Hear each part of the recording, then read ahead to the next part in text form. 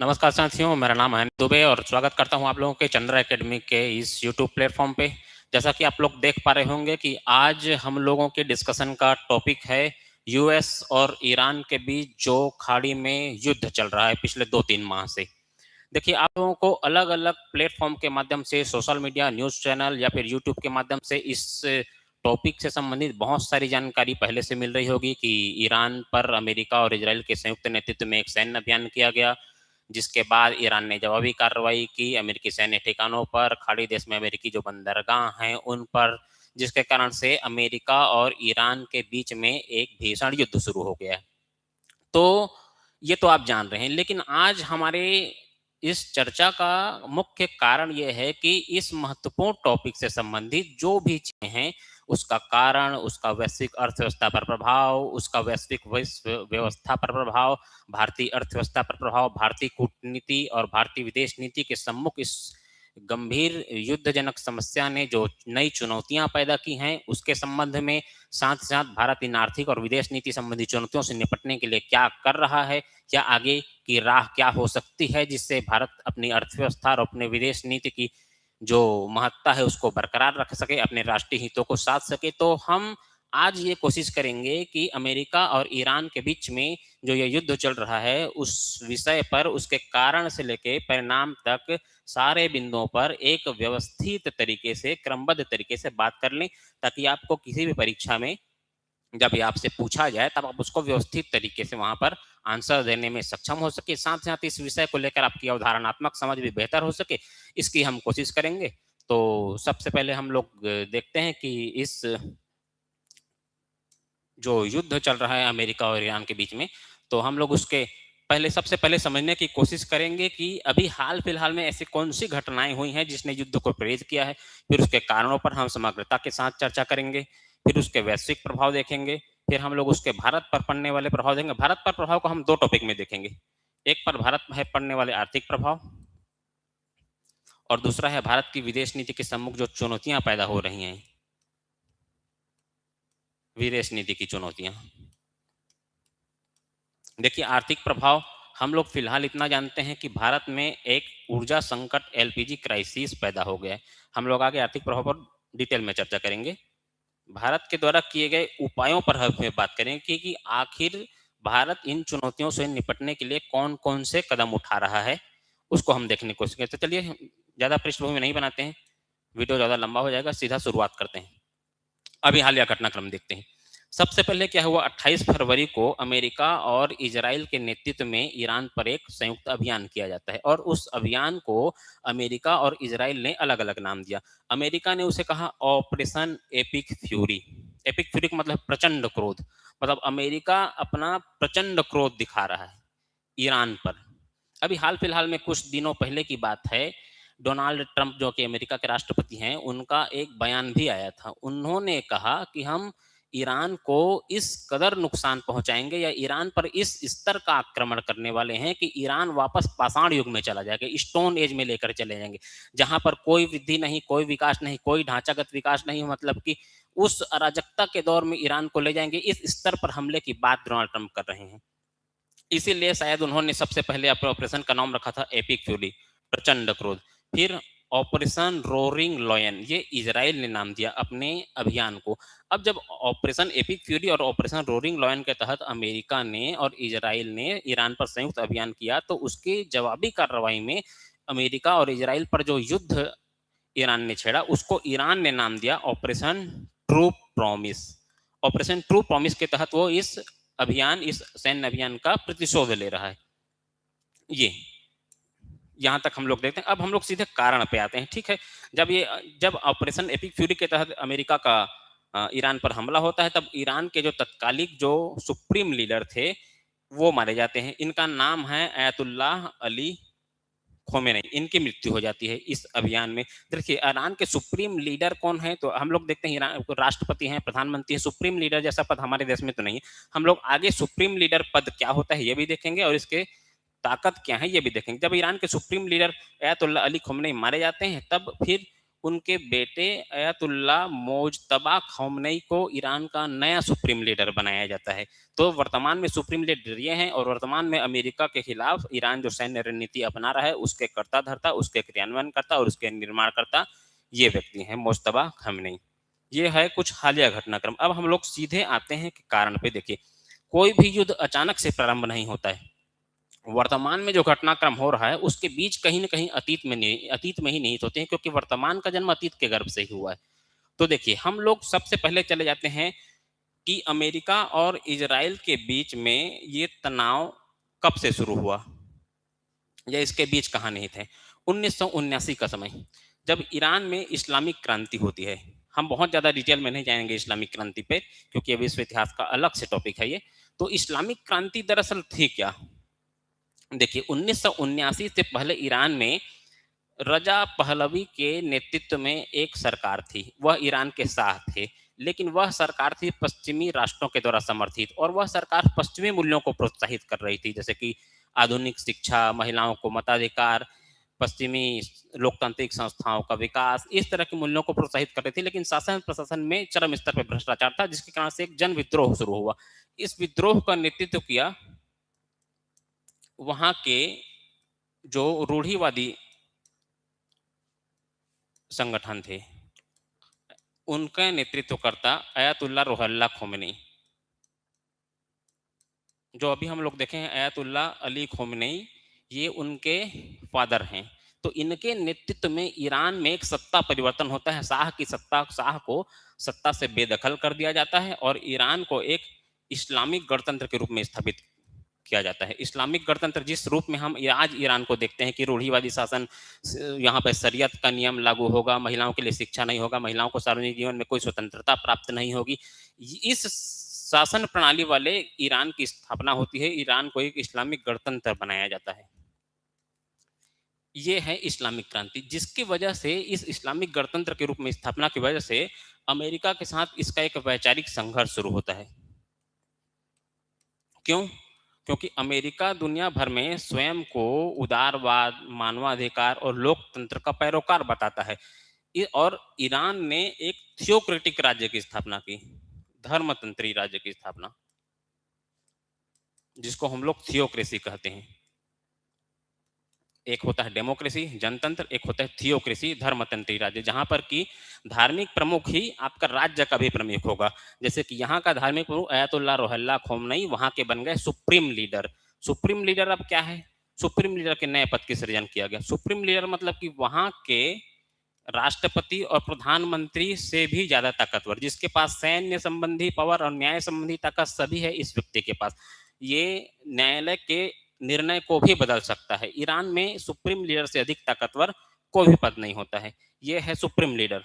तो ये बन गए सुप्रीम लीडर और ईरान बन गया धर्मतंत्री राज्य। यही कारण है कि जब अमेरिका समर्थित सरकार को सत्ता परिवर्तन किया गया तो अमेरिका और ईरान के बीच में एक संघर्ष की शुरुआत इसी 1979 के इस्लामिक क्रांति से ही हो गई। ये पहला कारण है। अब हम लोग देखते हैं ईरान का परमाणु कार्यक्रम। दरअसल इसकी शुरुआत होती है 1950 के दशक से। 1950 के दशक से अमेरिका के सहयोग और समर्थन से ही ईरान के परमाणु कार्यक्रम की शुरुआत हुई थी। लेकिन जब 1979 में इस्लामिक क्रांति होती है, उसके बाद अमेरिका और ईरान के संबंध लगातार बिगड़ने लगते हैं। तब आगे चल के अमेरिका जो है वो ईरान पर आरोप लगाता है। क्या आरोप लगाता है? आरोप लगाता है कि ईरान जो है वो परमाणु कार्यक्रम को परमाणु हथियार के लिए चला रहा है। ईरान परमाणु हथियार विकसित कर रहा है, ये आरोप लगाता है ईरान। और इंटरनेशनल एटॉमिक एनर्जी एजेंसी की भी रिपोर्ट आती है जो कि इस आरोप की पुष्टि करती है कि हाँ, ईरान जो है यूरेनियम संवर्धन इस स्तर पे कर रहा है कि वह परमाणु हथियार बना सकता है। और अमेरिका स्वयं को देखता है दुनिया में परमाणु मुक्त और परमाणु निशस्त्रीकरण के पैरोकार के रूप में। साथ ही साथ इजराइल का भी इसमें एक कनेक्शन है, जो कि हम लोग आगे देखेंगे।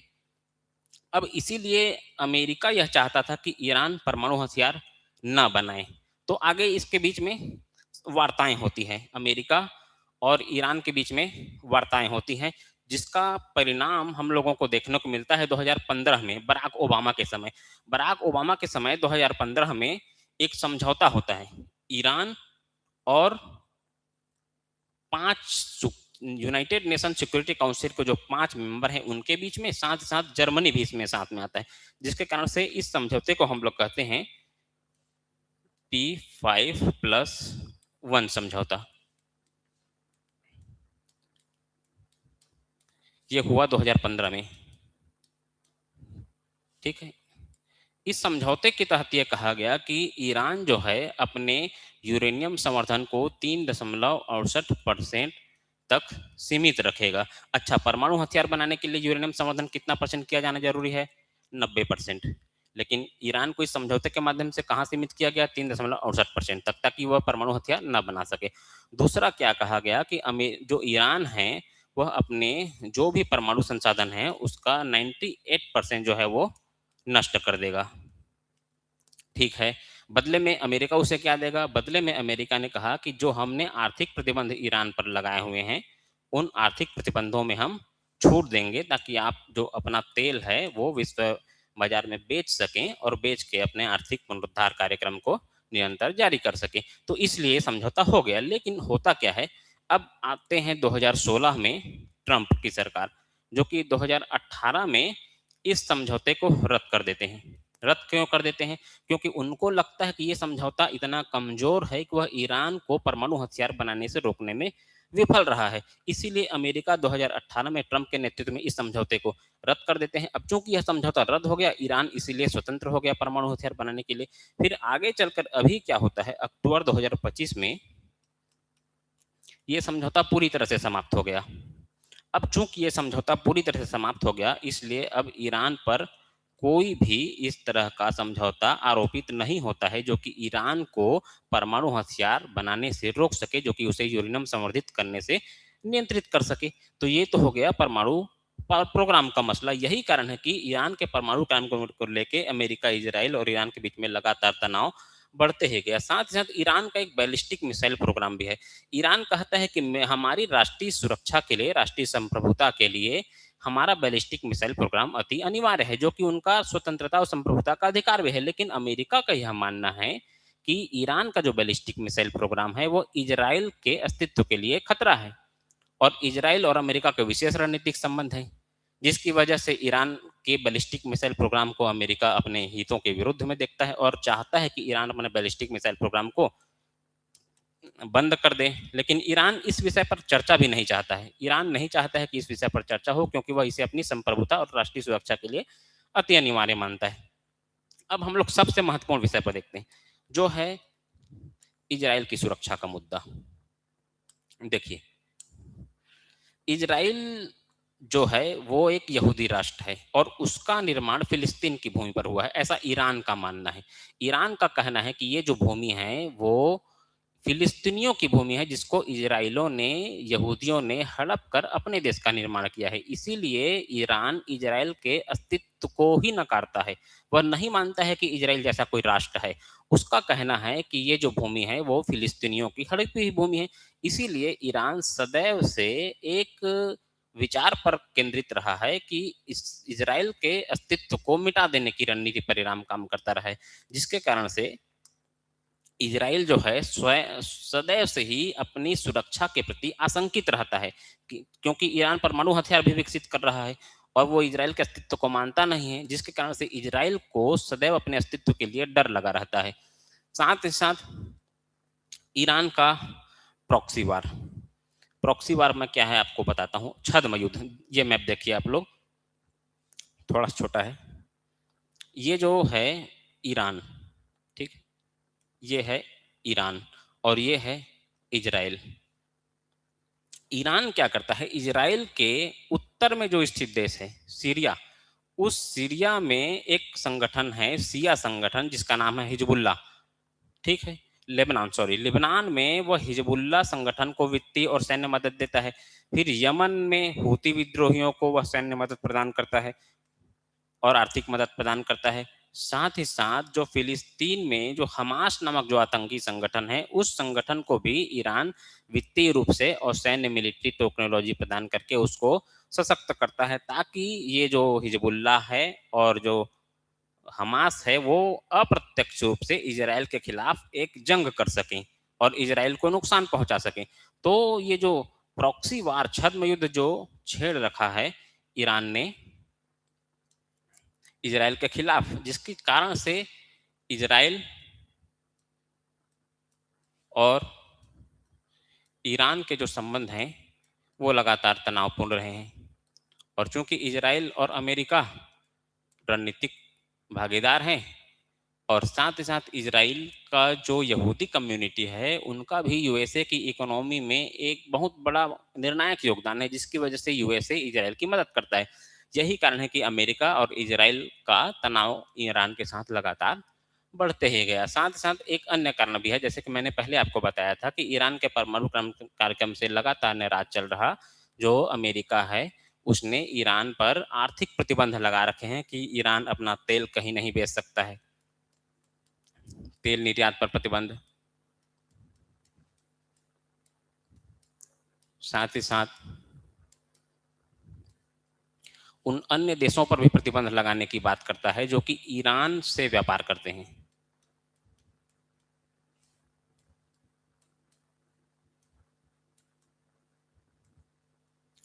साथ ही साथ अमेरिका ने ईरान को अंतर्राष्ट्रीय वित्तीय प्रणाली से भी बाहर कर दिया है, उसके बैंक और बीमा संस्थानों पर प्रतिबंध लगाकर। ये प्रतिबंध दशकों से ईरान पर अमेरिका के द्वारा थोपा गया है। अब चूंकि ये जो प्रतिबंध है वो किसी एक राष्ट्र के द्वारा एक पक्षीय तरीके से थोपे गए हैं, इसीलिए ईरान इसको स्वयं का शोषण भी मानता है और इसकी वजह से ईरान की अर्थव्यवस्था को काफी नुकसान भी पहुंचा है, जिसके कारण से ये तनाव लगातार बढ़ते ही गया। फिर 2020 में एक घटनाक्रम होता है। 2020 में क्या होता है कि ईरान का जो रिवोल्यूशनरी गार्ड है, उस दरअसल रिवोल्यूशनरी गार्ड की स्थापना भी 1979 में इस्लामिक क्रांति के दौरान ही की गई थी, ताकि वो इस्लामिक क्रांति के मूल्यों की सुरक्षा कर सके। इस्लामिक ये जो जनरल सुलेमानी है, उस जनरल सुलेमानी की हत्या हो जाती है 2020 में। ईरान के रिवोल्यूशनरी गार्ड के चीफ थे ये, उनकी हत्या कर दी जाती है, जिसके कारण से यह तनाव फिर से बढ़ने लगता है। और वैचारिक संघर्ष मैंने आपको बताया ही, ईरान जो है वो अमेरिका को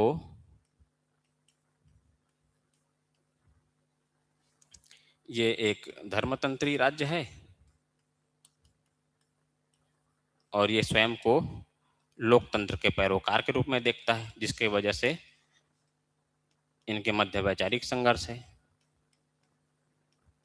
साथ ही साथ अमेरिका एक्सिस ऑफ एविल या फिर दुष्टों की धुरी भी कहता है ईरान को, कि ये दुष्ट राज्य है जो कि परमाणु अप्रसार को नहीं मानता है और परमाणु प्रसार कर रहा है, दुनिया में आतंकवाद और कट्टरता फैला रहा है करके।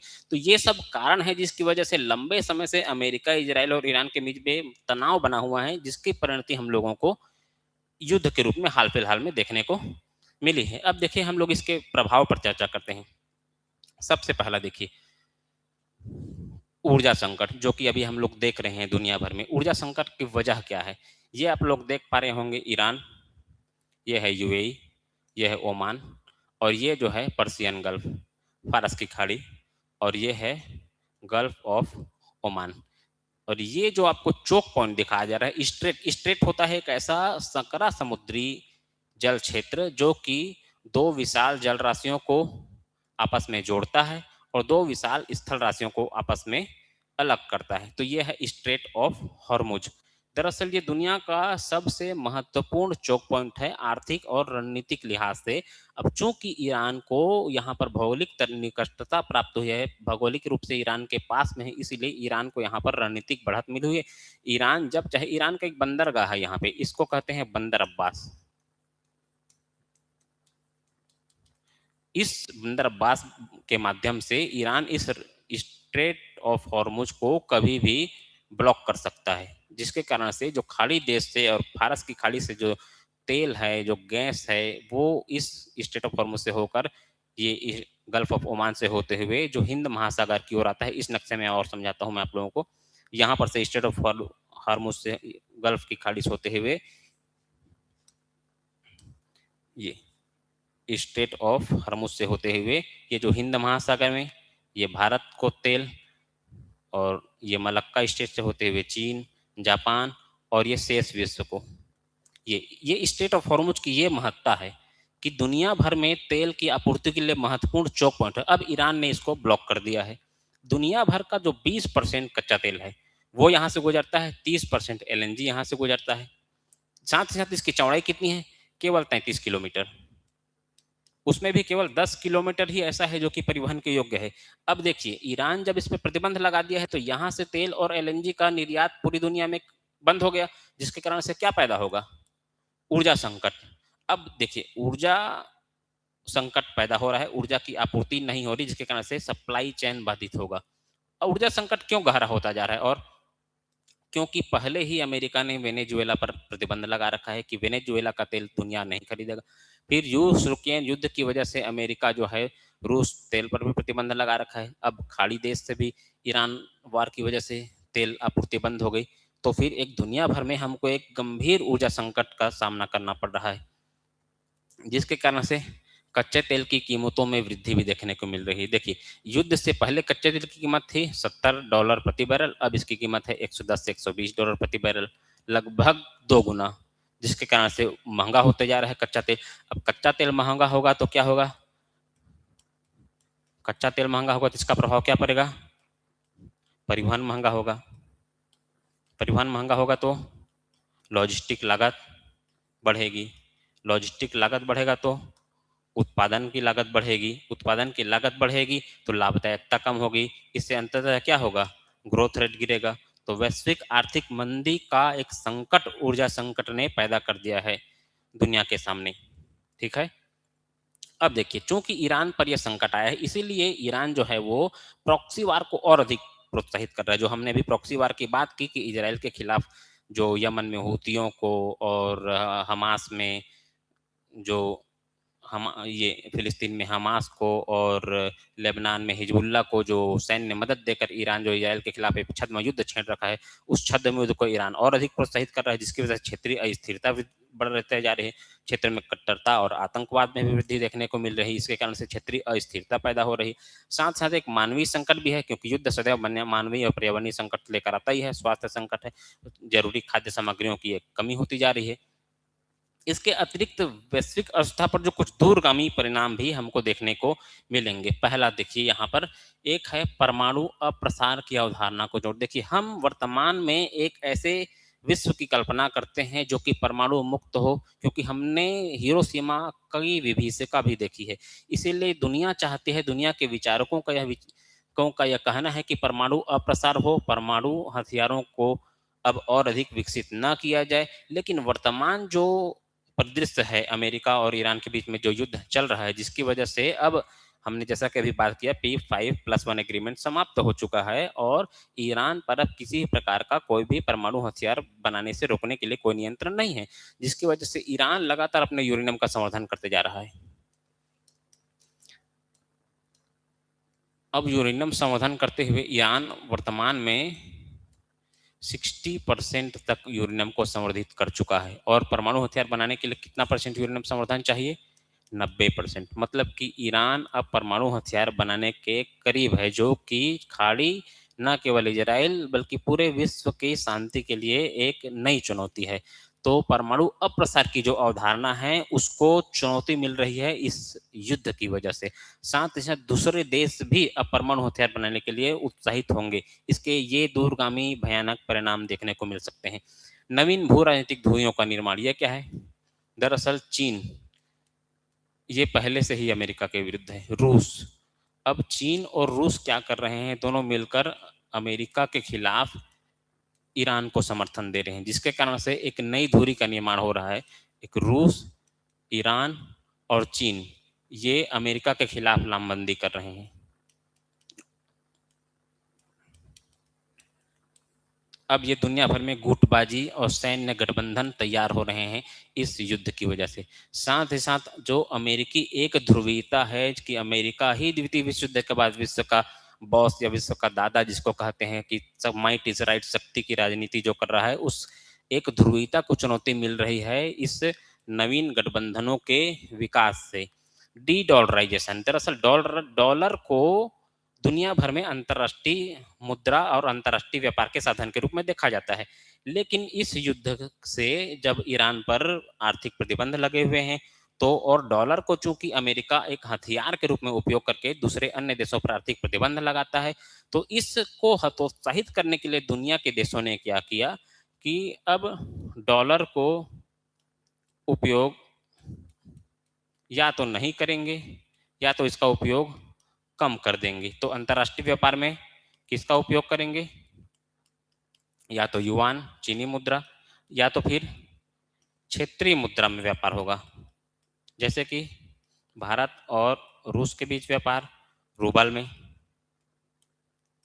भारत और खाड़ी देशों के बीच व्यापार उनकी अपनी क्षेत्रीय मुद्रा में, जिसके कारण से डॉलर का प्रयोग कम होगा। इसी को कहते हैं डी डॉलरेशन, जिसके कारण से अमेरिकी प्रभुत्व को और भी अधिक चुनौती मिलेगी, उनका दबदबा दुनिया में कम होगा।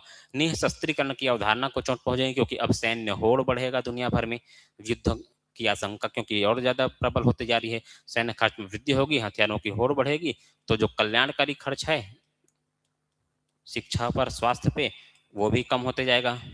ये एक नई चुनौती है कि दुनिया अब आर्थिक वृद्धि की ओर नहीं बल्कि एक सैन्य होड़ की ओर बढ़ती जा रही है। अब हम लोग देखते हैं भारत पर इसका प्रभाव। देखिए कुछ आंकड़े हम लोग देखते हैं ताकि भारत पर प्रभाव को समझने में आसानी हो सके। भारत अपनी समस्त तेल आवश्यकताओं का 88% जो है कच्चे तेल पर के लिए आयात पर निर्भर है, साथ साथ अपने 51% एलएनजी के लिए भी आयात पर निर्भर है। अब इसमें से 60% कच्चा तेल वो पश्चिम एशिया से आयात करता है। ठीक है, अभी हम लोग देखेंगे कि इसका क्या महत्वपूर्ण है। अब भारत का जो 40% कच्चा तेल है और 51% एलएनजी है वो हरमुज की खाड़ी से आता है। अभी हम लोग हरमुज की खाड़ी देखें, ये यहाँ से हमारा आता है अधिकतर 40% कच्चा तेल और 51% एलएनजी। अब चूंकि ये बाधित हो गया है तो भारत के सामने भी अब ये भारत को ऊर्जा आपूर्ति में बाधा आ रही है, तो भारत के सामने भी एक ऊर्जा संकट पैदा होते जा रहा है। ऊर्जा आपूर्ति बाधित, तेल महंगा, तेल की कीमतें बढ़ जाएंगी, भारत में तेल महंगाई हो जाएगी। इसी कारण से एक एलपीजी संकट भी देखने को मिल रहा है। अभी कल की ही बात है, हैदराबाद में प्रधानमंत्री ने एक स्पीच में कहा कि एक दरअसल जब प्रधानमंत्री राष्ट्र को संबोधित करके कुछ सलाह दें तो वो राष्ट्रीय एडवाइजरी, नेशनल एडवाइजरी की तरह ही होता है। उन्होंने कहा कि आप विदेश यात्रा को जो अति अनिवार्य नहीं हो उसको स्थगित करें, सोने का आयात जो है वो कम करें या सोने का आयात ना करें, साथ साथ उन्होंने कहा कि वर्क फ्रॉम होम करें। क्यों? ताकि ईंधन की खपत कम हो सके। ईंधन की खपत, जब प्रधानमंत्री राष्ट्रीय मंच से यह कह रहे हैं कि ईंधन की खपत कम करनी है, तेल आयात कम करना है, तो इससे हम हमारे देश के सामने जो तेल की महंगाई और जो ईंधन का संकट है उसके पैमाने को, इसको स्तर को हम लोग समझ सकते हैं कि ये कितना गहरा होते जा रहा है। ये पहला संकट है। अब कच्चे तेल की कीमत में वृद्धि हो रही है, जिसका परिणाम क्या होगा? वही परिवहन की लागत बढ़ेगी, उत्पादन की लागत बढ़ेगी, जिससे और महंगाई बढ़ेगी, लॉजिस्टिक लागत बढ़ेगी, बेरोजगारी में वृद्धि होगी, या लॉजिस्टिक लागत बढ़ेगी मतलब उत्पादन का लागत भी बढ़ेगा। अब आयातित महंगाई, आयातित महंगाई इंपोर्टेड इन्फ्लेशन इंग्लिश में जिसको कहते हैं, इसका मतलब है कि हमारे घरेलू कारणों से महंगाई नहीं बढ़ रही है बल्कि एक्सटर्नल फैक्टर की वजह से। एक्सटर्नल फैक्टर क्या है? यूएस ईरान के बीच वार, जिसकी वजह से तेल आपूर्ति बाधित, जिसकी वजह से भारत में महंगाई, इसको कहते हैं आयातित महंगाई। ये आयातित महंगाई भारत में बढ़ती जा रही है, जिससे क्या होगा? डॉलर, अब चूंकि आयात जो है वो आयात अधिक होते जा रहे हैं, आयात बिल में वृद्धि होती जा रही है। आयात बिल में वृद्धि होगी तो डॉलर की मांग बढ़ेगी। अब डॉलर की मांग बढ़ेगी तो डॉलर मजबूत होगा, इससे रुपया कमजोर होगा, इससे रुपया क्या होगा? कमजोर होगा। यही कारण है कि रुपया अभी क्या हो गया है वर्तमान में 90 रुपीज के पार चला गया है एक डॉलर की कीमत। यही है, ये सब इसी का प्रभाव है। ठीक है, तो अब रुपया कमजोर हो रहा है, जिसकी वजह से क्या होगा? निर्यात में कमी आएगी, आयात बिल में और अधिक वृद्धि होगी, भारत का व्यापार घाटा बढ़ेगा। भारत का व्यापार घाटा बढ़ेगा तो भारत के सामने भुगतान संतुलन का संकट पैदा हो, जो कि 1990 के दशक में जैसा पैदा हुआ था। फिर अब चूंकि डॉलर की मांग बढ़ते जा रही है तो डॉलर की मांग को पूरा करने के लिए हमारे जब फॉरेक्स रिजर्व में जब डील दी जाएगी तो फॉरेक्स रिजर्व में कमी आएगी, फॉरेक्स रिजर्व में कमी आएगी तो रुपया और अधिक कमजोर होगा। अब आरबीआई के सामने एक मौद्रिक नीति चुनौती सामने आएगी कि वो महंगाई, अब चूंकि महंगाई बढ़ते जा रही है तो उसको रेपो रेट को उसी के अनुसार से नियंत्रित करना होगा। अब वो महंगाई को नियंत्रित करे या फिर भारत की ग्रोथ रेट को संभाले, ये आरबीआई के मौद्रिक नीति के सामने एक प्रमुख चुनौती के रूप में आएगी। साथ साथ भारत की आर्थिक वृद्धि दर में भी कमी आएगी, क्योंकि फिर भारत की आर्थिक वृद्धि महंगाई और आयात बिल की वजह से कम होती जाएगी। हम लोग एक अन्य देखते हैं आर्थिक प्रभाव के बाद भारतीय विदेश नीति के सामने क्या चुनौतियां हैं। देखिए, भारतीय विदेश नीति के सामने एक संतुलन की बड़ी समस्या पैदा हो गई है, क्योंकि अमेरिका हमारा एक बहुत ही महत्वपूर्ण रणनीतिक और तकनीकी भागीदार है, रक्षा भागीदार है। साथ ही साथ ईरान भी हमारी ऊर्जा आवश्यकताओं के लिए और लुक वेस्ट पॉलिसी के लिए बहुत ही महत्वपूर्ण साझेदार है। तो ना हम ईरान से अपना संबंध खराब करने का मोल ले सकते हैं, ना तो हम अमेरिका से संबंध खराब करने का खतरा उठा सकते हैं। यही कारण है कि अमेरिका भारत की विदेश नीति के सामने एक संतुलन की समस्या उत्पन्न खड़ी हो गई है कि कैसे संतुलन साधे भारत अमेरिका और इजराइल के बीच, सॉरी, अमेरिका और ईरान के बीच। यह भारत की विदेश नीति के सामने एक बड़ी चुनौती पैदा हो गई है। अब हम लोग देखते हैं इन चुनौतियों से निपटने के लिए भारत ने क्या क्या उपाय किए। देखिए, ऊर्जा संकट से निपटने के लिए भारत ने ऊर्जा आयात स्रोतों का विविधीकरण किया है, या कोशिश की जा रही है कि यूएई के साथ एक $3 बिलियन का एक एलएनजी एग्रीमेंट किया गया है, ताकि एलएनजी जब आपूर्ति में वृद्धि होगी तो ऊर्जा संकट को एड्रेस करने में हमको मदद मिलेगी। 22 लाख टन एलपीजी आयात समझौता यूएसए से किया गया है, ताकि एलपीजी की आपूर्ति में वृद्धि हो सके। इसके अतिरिक्त अभी इस संकट के दौर में रूस ने भी हमें सस्ता तेल देने की पेशकश की है। तो रूस से जब सस्ता तेल भारत को मिलता रहेगा, जिस कारण से भारत की तेल आपूर्ति में वृद्धि होगी। अब देखिए, रणनीतिक तेल भंडार, स्ट्रेटेजिक पेट्रोलियम रिजर्व। दरअसल भारत सरकार या किसी भी देश की सरकार अपने कुछ तेल को एक भूमि के अंदर में भंडार बना के रख लेती है, ताकि वो आपातकाल के समय, जैसे अभी आपातकाल है, अब समझ लीजिए कि तेल आयात पूरी तरह से बंद हो गया, तब हम लोग क्या करेंगे? तब उस परिस्थिति में हम लोग इसी रणनीतिक तेल भंडार के जो तेल भंडार है उसको उपयोग करेंगे। इसलिए रणनीतिक तेल भंडार बनाया जाता है सभी देश के द्वारा। तो हमारे देश के पास भी रणनीतिक तेल भंडार बनाया गया है, जो कि लगभग 70 से 75 दिनों के लिए है। ठीक है, ये समस्त भंडार है भारत का। लेकिन मानदंड या फिर लक्ष्य क्या है कि 90 दिनों का रणनीतिक तेल भंडार हो। तो भारत अभी इसको विस्तारित करके 90 दिनों तक करने का प्रयास कर रहा है, ताकि ऊर्जा संकट से बेहतर तरीके से निपटा जा सके। साथ साथ भारत की जो ओएनजीसी विदेश लिमिटेड कंपनी है, वो अब अफ्रीका महाद्वीप में भी तेल और गैस की खोज कर रही है, ताकि हमारे आयात स्रोतों का विविधीकरण हो सके। हम केवल तेल आयात के लिए खाड़ी पर निर्भर न रह सकें, खाड़ी के अतिरिक्त हम अफ्रीका से भी तेल ले सकें। इसलिए राष्ट्रीय ग्रीन हाइड्रोजन मिशन प्रारंभ किया गया है, ताकि ऊर्जा स्रोतों का विविधीकरण किया जा सके, नवीनीकरणीय ऊर्जा को प्रोत्साहित किया जा रहा है, जैसे कि इंडियन नेशनल सोलर अलायंस है, पवन ऊर्जा है, बायोमास है, जल परिवहन है, हाइड्रो इलेक्ट्रिक एनर्जी है। इसके माध्यम से नवीकरणीय ऊर्जा को प्रोत्साहित किया जा रहा है। घरेलू प्राकृतिक गैस के उत्पादन को केजी बेसिन में, ब्रह्मपुत्र बेसिन में प्रोत्साहित किया जा रहा है, ताकि घरेलू उत्पादन बढ़ सके और ऊर्जा आत्मनिर्भरता की ओर हम लोग आगे बढ़ सके। साथ साथ संतुलन की विदेश नीति, अमेरिका से हम टेक्नोलॉजी लेते हैं और ईरान से हम या खाड़ी देशों से हम तेल लेते हैं। हमें दोनों की आवश्यकता है, इसीलिए हम भारत जो है बतौर एक राष्ट्र एक शांति के समाधान के रूप में देते हैं, और जो विवाद है उसका शांतिपूर्वक तरीके से समाधान करने की कूटनीतिक मंचों के माध्यम से हम समाधान को प्रस्तुत करते हैं कि ये जो समस्या है उसका समाधान युद्ध नहीं है, बल्कि एक वार्ता के मंच पर इसका समाधान किया जाना चाहिए। हम ये बात करते हैं, हालांकि अभी भी वार्ता अमेरिका और ईरान के बीच में लगातार चल रही है, लेकिन वो ना तो वार्ता सफल होते होते दिख रही है, और ना तो ये युद्ध जो है वो कम होते हुए नजर आ रहा है। आज जब वीडियो रिकॉर्ड कर रहे हैं उस दिन भी आज भी स्ट्रेट ऑफ हॉर्मुज जो है वो चोक है, बंद है, और अमेरिका और ईरान के बीच में तनाव लगातार बना हुआ है। तो ये हम लोग बात किए इस टॉपिक पे पूरा कंप्लीट। मुझे लगता है कि इस टॉपिक के सारे आयामों को हमने कवर कर लिया है अच्छे से। इसके अतिरिक्त अगर आप लोगों के मन में इस टॉपिक को लेकर कोई भी डाउट हो तो अपने कमेंट बॉक्स में पूछिए, हम लोग उसका जवाब देने का पूरा कोशिश करेंगे।